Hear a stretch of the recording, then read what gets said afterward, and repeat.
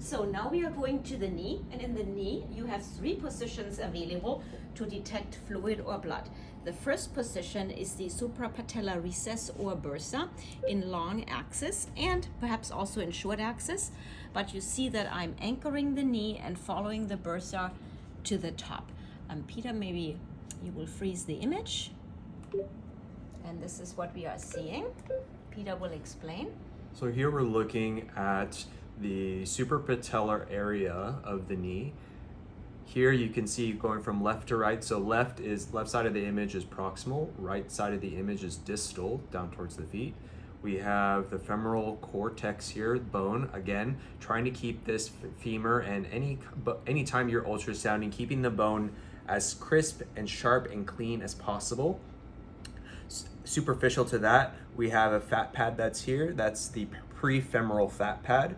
Then we see this dark line, kind of looks like a T, the letter T right here. That is my suprapatellar bursa. And bursa, it's not actually a bursa, it's actually just an extension of the tibiofemoral joint capsule. On top of the bursa, we see the quadriceps tendon attaching onto the patella, which is right over here, this bony cortex here. And then superficially to that, we have fat and skin. Going back down to the suprapatellar bursa down here, this is where blood would then occupy. So in my knee, there's a little bit more fluid than normal, but not excessive. But then this area here would then occupy this entire space, all right here. As you can see, the joint fluid would then come from this space here, exits proximally to this area, the suprapatellar bursa, and occupy this. Again, it would be dark, hypoechoic, and speckly appearance, and then with sonopalpation, it would be compressible, fully compressible. Peter, I want to point out the patella tendon going into the patella. Yep, so this is the quadriceps tendon attaching onto the patella here. We have some loss of fibrous echotexture here, which means that a little bit of tendinopathy, a little bit of tendinosis here right at the attachment onto the patella, which is not surprising for me. I'm pretty active. I exercised this morning, so but it's not giving me any pathological symptoms right now. So maybe if I continue to do my PT, my self PT, that'll continue to get better. But you can see there's a little bit of a loss of fibrous echotexture here at the attachment. So good. So the second position to detect fluid is here in the medial recess. The top of the probe is anchored at the patella and the bottom of the probe at the femur. You can see that I'm toggling my probe sideways, that I'm heel toeing in terms of finding the right position. Heel toe maneuvers, toggling maneuvers, but I think we are in a good position here. Now you see the hypoechoic area. Peter, maybe you can point towards it. This area. This area here coming out of the joint space, and maybe Peter, you relax or you unfreeze the picture again. I am compressing now.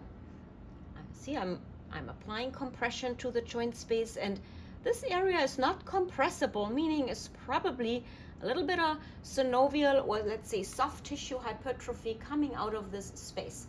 We will freeze now. Again, Peter is very active. It's an incidentaloma, but we can measure this out. And we do that with the JADE protocol quite frequently.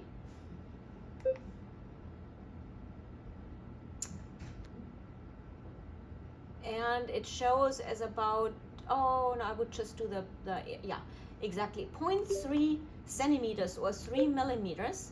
And that is upper line, let's say upper range of normal. In the joint space in the knee, synovium should not necessarily exceed 2 to 3 millimeters. So here we have 0.37 centimeters or 3.7 millimeters, so a little more than one would expect. But again, Peter is a very active guy and maybe a little sports injury or such. Good. We now come to the third and last place to detect bleeding. Or Peter, would you like to we should maybe explain that picture a bit. Okay. So here we have the medial recess of the patellofemoral joint. Here on the left side, we have the patella. So this is lateral. Left side of the image is lateral, right side of the image is medial. We have the patella here, and then we see again the femoral cortex here. It should again try to keep it bright and white and hyperechoic and crisp and clean. In this, between these two bones is going to be your joint space, so blood will be exiting out of this area into and occupying this area, actually where we see that synovial or soft tissue proliferation here in my knee. We then see this bridge-like tissue that's coming off of the patella, coming down and kind of dipping down towards the femoral cortex and coming off the edge of the screen there. That is my medial patellofemoral ligament. So everything deep to this ligament is going to be considered still within the joint capsule. So we can actually see a little bit of a line here that distinguishes where the joint capsule ends. So then everything deep to this is going to be within the joint capsule. So a bloody effusion would then occupy this space and push this tissue that's here, this hyperechoic tissue, superficially, and even sometimes this tissue, this ligament that is kind of bowing down towards the cortex would actually be kind of ballooned up towards the skin in this fashion. And the third and last position here for bleed detection is in analogy to the medial recess, producing the lateral recess. And again, I am heel toeing the probe, I am toggling the probe just to get a very crisp image. And Peter will freeze that for you. And just in analogy, Peter pointing out the patella, pointing out the femur, and pointing out some soft tissue originating from the joint space, a very small stripe here of synovium, clearly under 1 millimeter or 2 millimeters for sure. So now we're going to take a picture and view Dr. Wondrowski's knee. She has some arthritis going on in her right knee.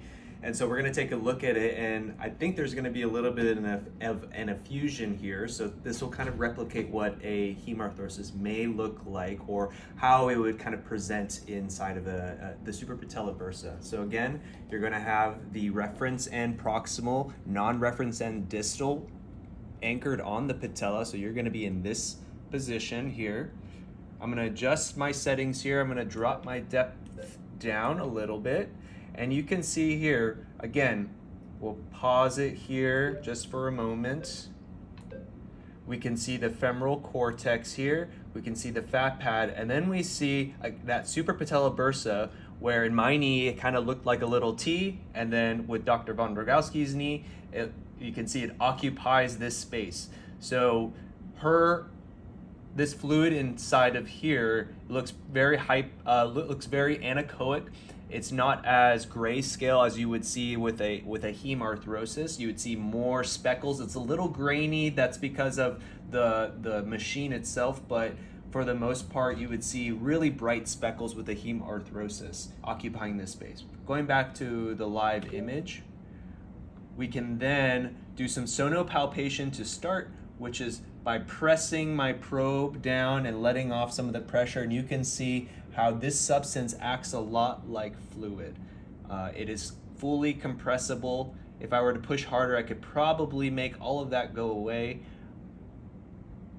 And then we can also do some dynamic movements as well. And I'm gonna ask Dr. V to slowly flex and extend. As you can see, as she extends, that space is then occupying even more. You can see some little floaters in here that are some soft tissue, loose bodies that are kind of floating around in there. Go ahead and flex your knee again.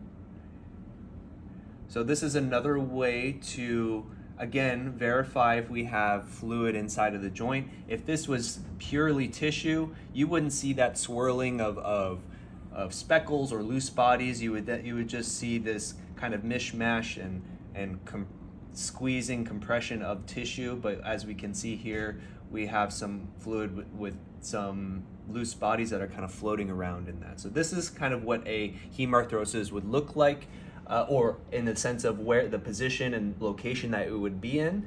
But this specific fluid that's within Dr. V's knee is not a hemarthrosis. It is anechoic. It is pure black fluid, but then has these little loose bodies within it. Now we're going to take a look at Dr. Von Grauski's medial recess of her knee, the same knee that had that effusion on the suprapatellar bursa. So again, we're going to have the reference end on the patella, non-reference end on the side where the femur is located. And right now I'm just kind of toggling my probe, going proximally, distally, just checking the entire geography of this medial side of the patella. And as we can see here, I'm going to pause it here. We can see her patella over here on the left-hand side. We see her femur over here on the right-hand side, nice and crisp and clean. We can actually see down into the joint space, into the patellofemoral joint space.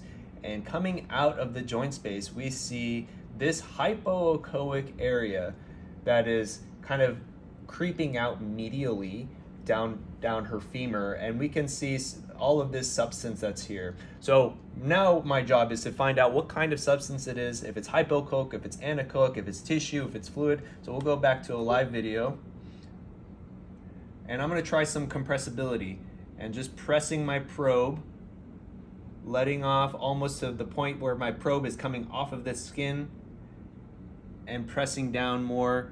We can see it's kind of a mixed of things. We see some fluid down in here, down closer to the joint space, but then we see some more hyperechoic, not anechoic substance that's here that's not really compressible. It's really non-compressible. So I would call that, and you can see it moving around within. So I would call this some tissue, soft tissue proliferation that's sitting kind of more closer on top of the femur, along with some anechoic fluid that is kind of dispersed within and around that tissue.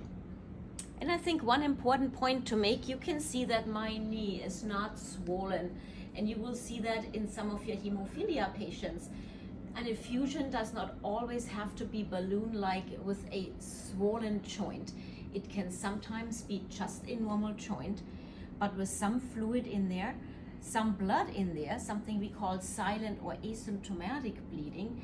We are not quite sure what that means in terms of joint destruction, in terms of treatment recommendations, but just to make the point, this would be just silent or asymptomatic, an asymptomatic effusion. I have no symptoms, I have no pain.